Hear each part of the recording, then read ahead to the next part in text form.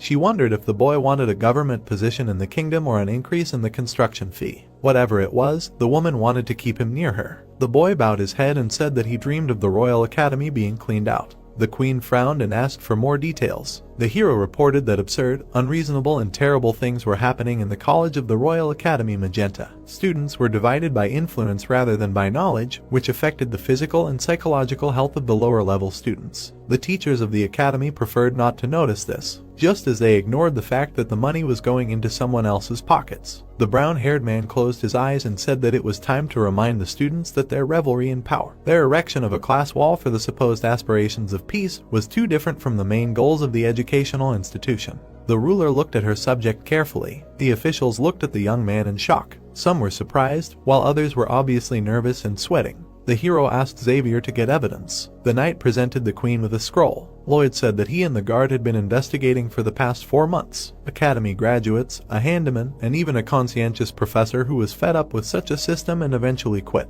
They all told him everything in detail. The frightened officials turned to the queen and exclaimed that this was all a lie of a low person. Alicia looked at them menacingly and declared that all those who dared to speak now would be subject to a confession spell. The magicians surrounded the men and activated the check. After a while, these officials also began to decorate the pillars on the street. The academy was being cleaned up under the personal supervision of the queen. The woman commanded the guards, ordering them not to miss anyone and not to make any exceptions for those who were familiar with them or somehow connected. She frowned and shouted that, depending on the nature of the crime, they could fire, take away lands, and even execute. Screams and pleas for mercy were heard. The protagonist and his knight watched what was happening from the hill. The young man's face was distorted by a satisfied grin or a devilish grin, something in between. The swordsman looked at him and noted that the gentleman was glad that the academy had been cleaned up. Lloyd grinned and explained that the queen had completely